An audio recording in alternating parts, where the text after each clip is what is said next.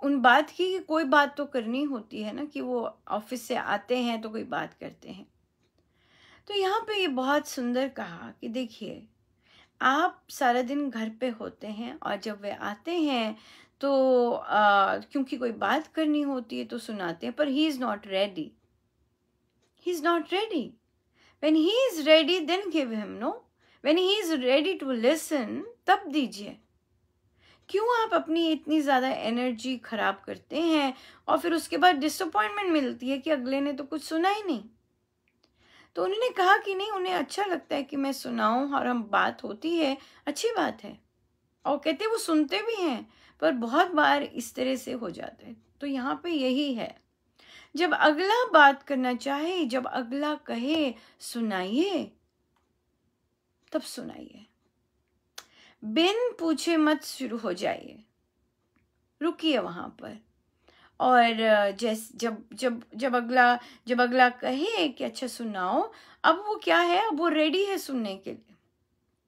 अब आप क्या होगा, आप जब कहा है, पूछा गया आपसे सुनाओ, तो आप सुनाएंगे और फिर अपना अपना करेंगे, राइट।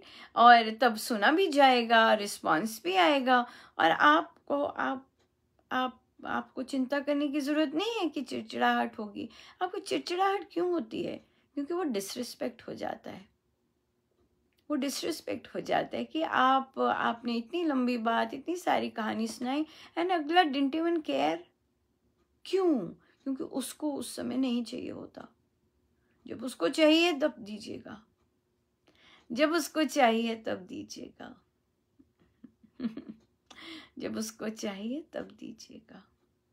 किसी को भी जब चाहिए तभी देना चाहिए, तभी उसकी वैल्यू होती है। जैसे कि प्रश्न आते हैं यहाँ पर, अपने आप ही नहीं लेक्चर होता है यहाँ, ये लेक्चर नहीं है। लोग बोलते हैं कि आप लेक्चर देते हैं, नहीं, लेक्चर नहीं होता। प्रश्न गुरुजनों ने इतना सुंदर रखा हुआ है कि प्रश्न सपोर्ट है, अनुपमा सपोर्ट देती है। प्रश्न आएंगे, प्रश्न आते हैं तो उस पे हम बोलते हैं, और वो भी साधकगण स्पेसिफाई करते हैं कि महाराज ने कैसे कहा है। कितनी सुंदर बात है। अपना तो कुछ है ही नहीं, सारा जो स्वामी जी महाराज या महाराज के जो प्रवचन है उसी में से सारा कुछ होता है, राइट। तो इसलिए ये महाराज के ही ये बहुत सुंदर सीखा है कि जब तक कोई मांगे ना तब तक क्या देना, राइट।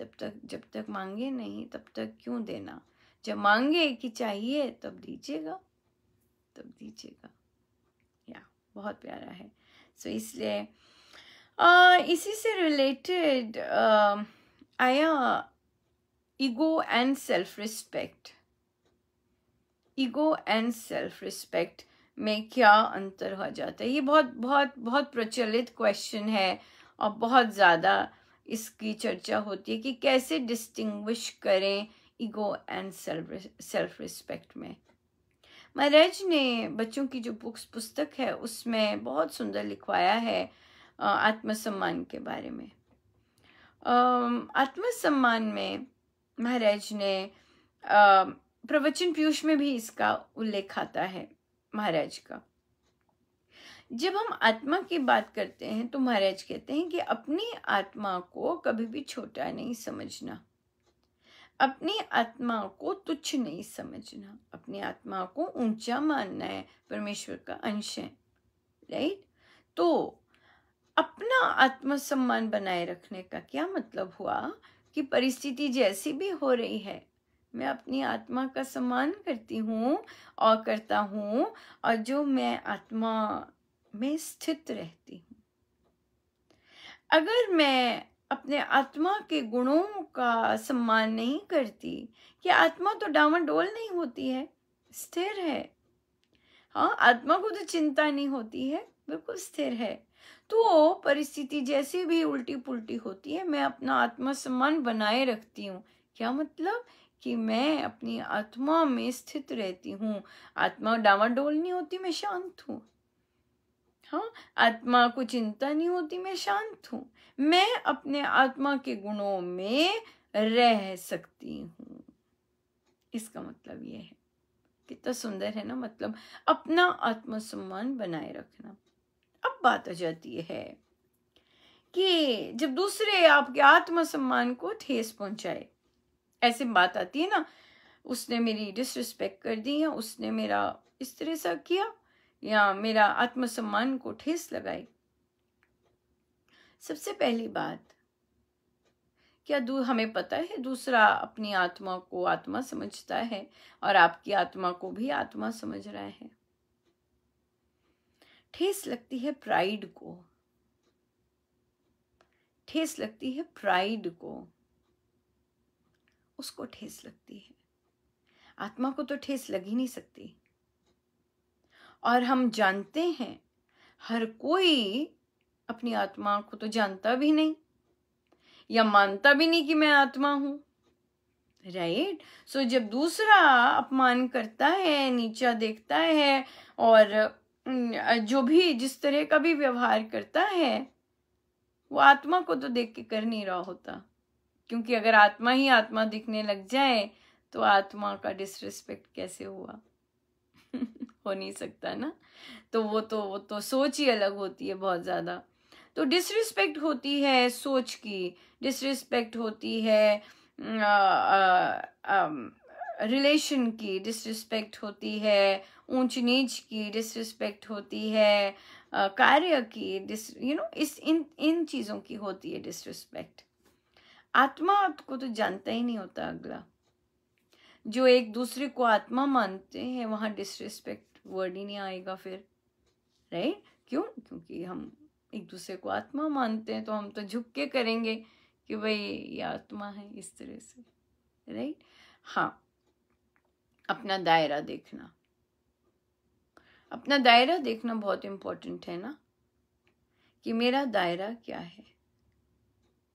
हाँ, अगर हम, महाराज कहते हैं, अगर हम दूसरे को सम्मान देते हैं, ये हमारा अपना निजी पर्सपेक्टिव है दूसरे को देखने का, दूसरे को सम्मान देने का, क्योंकि हमारा स्तर वैसा है कि हम दूसरे को ऐसा सम्मान देते हैं। मेरी दृष्टि अगर दूसरे को आत्मा देखती है तो मैं उसका सम्मान करती हूँ, मेरा बिहेवियर वैसा होगा। किंतु जब दूसरा दिखता ही नहीं दूसरे को आत्मा की तरह, तो ये उसकी अपना उसका दृष्टिकोण है। तो जो इस तरह के लोगों से अगर हम हर्ट होते जाएं, पीड़ित होते जाएं और बोलते रहें कि हम हर्ट हो गए, घायल हो गए, तो फिर तो हम अपने आत्मसम्मान को मेंटेन नहीं रख सके, राइट? तो जहां भी दूसरा आएगा, दूसरा का तो पर्सपेक्टिव अलग होगा और दूसरे की सोच अलग होगी। हमने तो वही रहना है जो हम हैं, दैट्स इट। हमने तो वही रहना है जो हम हैं। सो इसलिए ईगो अपनी सेल्फिशनेस में भी आती है। ईगो हमेशा सेल्फिशनेस से रिलेटेड रहेगी, उसमें सेल्फिश पन आएगा, मेरा पन आएगा, मैं आएगा, ये चीजें आएंगी ईगो में। बट जब आत्मसम्मान है, उसमें तो जो मर्जी कहता रहे, मैं तो वही हूँ जो हूँ, वहां से नहीं हम हिलते। क्यों? क्योंकि आत्मा तो आनंदमयी है, वो तो घायल नहीं होती है, वो तो प्रेममयी है, उसको ठेसें नहीं लगती हैं। ठेस लगेगी हमेशा अहम को लगेगी, ठेस सदा सदा सदा अहम को लगती है। आत्मा तो मस्त है, मस्त मस्त मस्त हाँ, मस्त मस्त आत्मा मस्त है। सो ये है आत्मा, सेल्फ रिस्पेक्ट अपना मेंटेन करना, और ईगो से हर्ट होते हैं, ईगो से मनमुटाव होते हैं, ईगो से क्रोध आता है, ईगो से स्ट्रेस आता है, ईगो से ब्रेकअप्स होते हैं। आत्मसम्मान मेंटेन करना,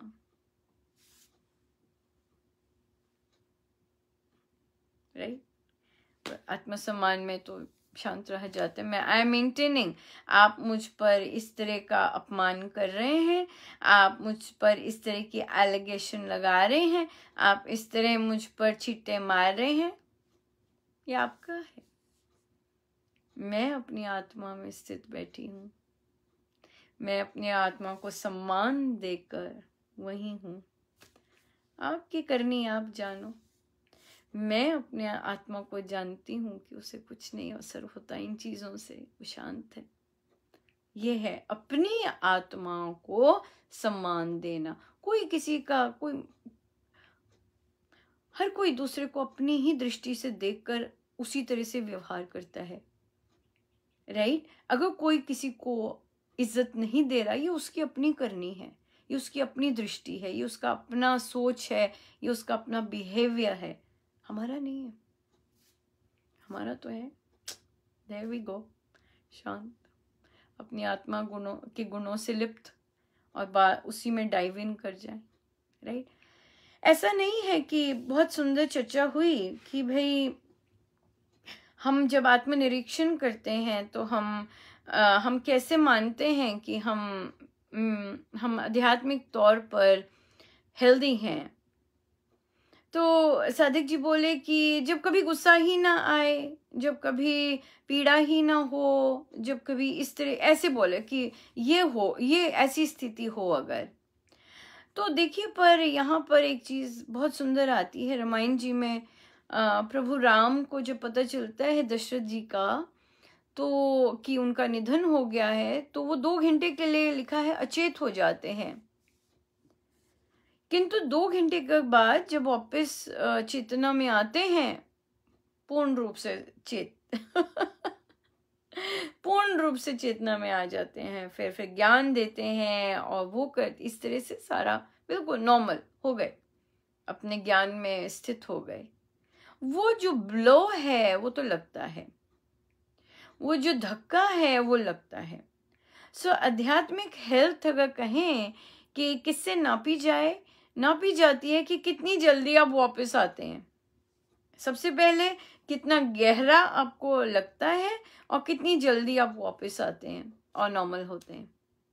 जब हम नॉर्मल हो गए, इससे नॉर्मल हो जाते हैं, तो आप देखेंगे कि हमारा दूसरे के साथ ईगो क्लैश नहीं होता, क्योंकि हम तो नॉर्मल हो गए। हमें चुभता नहीं है, हमें चुभा पर हम नॉर्मल हो गए जल्दी से, और हम अपनी डेली लाइफ वापस शुरू कर दी। हम उसी पे बैठे नहीं रहे सालों साल और वर्षों वर्षों या पल भर ऐसे ऐसे चीज हो गई। तो या इस तरह से ये आ जाता है ईगो में। बहुत सिंपल डेफिनेशन है ईगो में। ईगो जब हर्ट होती है, पेन होगा, डर होगा, नेगेटिविटी होगी, ये सब चीजें आ जाएंगी। पर जब आत्मसम्मान मेंटेन करते हैं तो वहां पर स्ट्रेस नहीं होता, वहां पर आप शांत रहते हैं और अपनी आत्मा में स्थित रहते हैं, आत्मा को अपना सम्मान देते हैं कि आप जो हैं, मैं अपना मन आपके साथ एक करके आपको रिस्पेक्ट देती हूँ। ये आत्मसम्मान हुआ ये चीज है। ठीक है जी, ये अपनी मुझे ये समझ आया। जरूरी ये संसार की डेफिनेशन नहीं है वैसे संसार ईगो और आत्मसम्मान को काइंड ऑफ एक तरह से ही ले लेती है, या बट हाँ, आत्मसम्मान में पीड़ा नहीं होती। या चलिए हम चलते हैं प्रवचन पीयूष जी पर और देखते हैं महाराज क्या सुंदर सा प्रसाद देते हैं हमें। पेज है 229।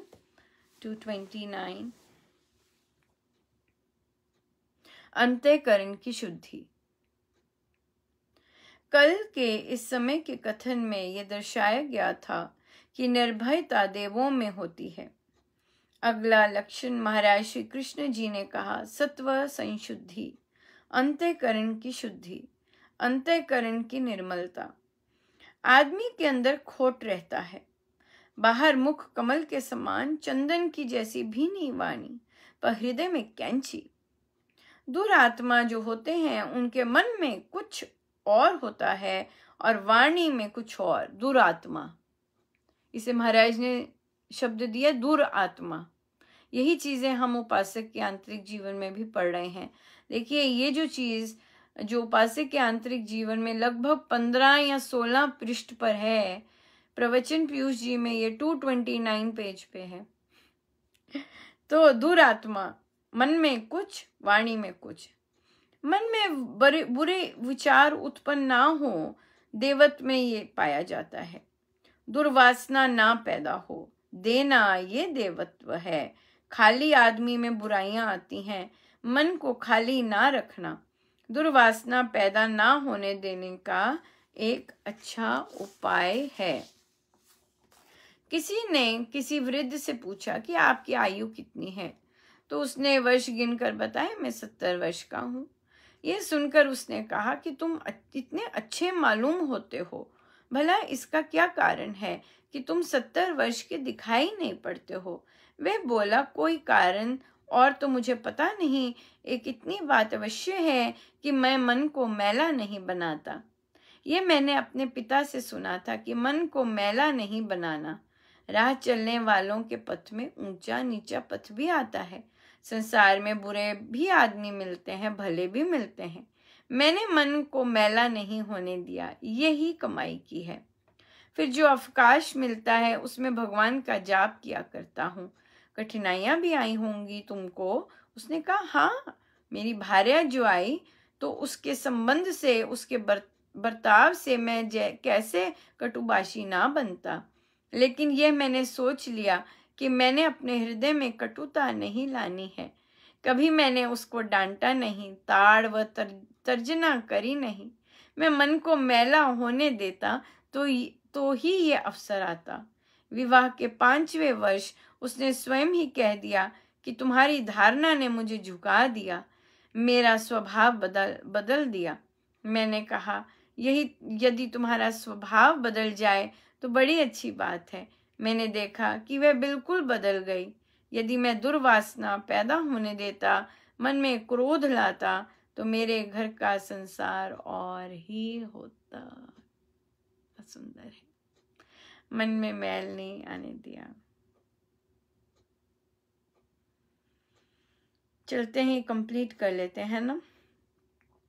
उसने फिर प्रश्न किया, जीवन में आपको और भी कठिनाई आई होगी। कहने लगा, मेरा भाई प्रमादी बहुत था, कारोबार में समय नहीं लगाता था।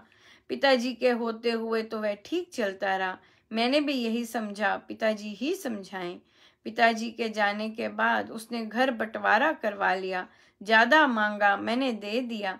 तुम भाई हो, आवश्यकता हो तो यह भी ले लो। कुछ समय बीतने पर उसके बच्चों के तन पर शीतकाल में पूरे कपड़े भी ना रहे। ऐसा होना स्वाभाविक ही था। संगति जो अच्छी नहीं थी। मैंने उसको कहा, मैं तेरा भाई हूँ, यद्यपि बंटवारा हुआ था, मेरा घर जो है वह भी आप ही का घर है। बंधु भाव से कहता हूँ, ये कुछ कपड़े आदि ले लो। वह रो पड़ा। उसके बाद उसने मेरी निंदा भी किसी के आगे नहीं की। कुछ दिनों के पश्चात मेरे पास आ गया, कहने लगा, तेरे मन की मधुरता ने मुझे जीत लिया है और आज वह इतना गाढ़ बंधु है कि दूसरा कोई उस जैसा नगर में देखने में नहीं आता। एक और कठिनाई भी आई। अफसर कुछ अजीब आ गए, बात बात में बुलाएं। उनकी दृष्टि फिर गई। उन्हें भ्रम हो गया कि मैं चोरों के साथ मिला हूँ। मैंने अपने मन में सोचा कि मैंने तो ऐसा कुछ नहीं किया। ये सोचते हैं, सोचें। जो कुछ किसी ने पूछा मैंने साफ साफ कह दिया। अंत में सरकारी नीति भी यही है। एक ने हिसाब देखा, फिर दूसरे ने, फिर तीसरे ने। समय बहुत लग गया। मेरे लड़के भी कहें, मेरी पत्नी भी कहा करे, परंतु मैंने किसी प्रकार की आवाज उठाने या सफाई देते फिरने की बात को नहीं अपनाया। अंत में सरकारी रीति से सब बात साफ हो गई। 2 वर्ष के बाद साख जम गई और महाराजा ने स्वयं निमंत्रित किया और बताया कि लोगों ने आपके बारे में बहुत कुछ कहा। इंक्वायरी आदि हुई, उसका मुझे खेद है, पर मुझे कहना यह है कि पिता का पढ़ाया पाठ मेरे काम आया। मैंने अपने स्वभाव को के ठंडेपन को नहीं छोड़ा, मन में मैल नहीं आने दिया, और पिता के पढ़ाए पाठ से मेरे संकट दुखड़े आप ही आप दूर होते रहे। मुझे कहना यह है कि अंतःकरण की शुद्धि, अंतःकरण की निर्मलता बड़ी बात है। ये देव स्वभाव वालों में होती है, और जो इस गुण को अपनाता है उसमें दैवी संपत्ति समझी जानी चाहिए। बहुत सुंदर। मेरे गुरुजनों का अनंत धन्यवाद, बहुत ही कृपा बरसाते हैं। आइए हम सीधे होके बैठे, अपने गुरुजनों, अपने प्रभु के श्री चरणों में बारंबार नमन, अनंत बार नमन।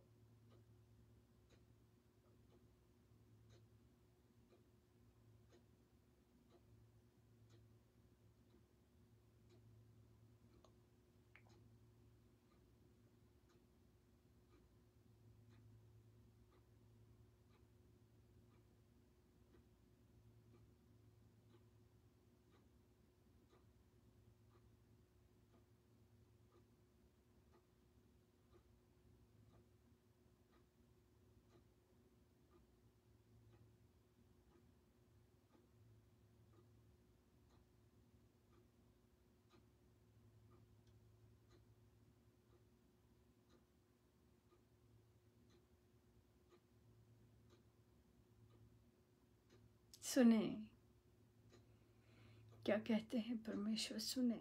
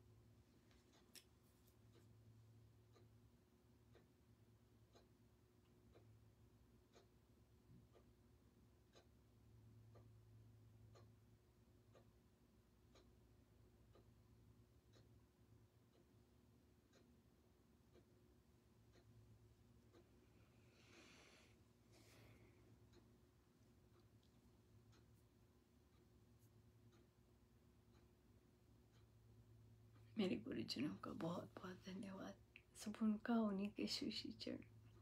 जय जय राम, जय जय राम।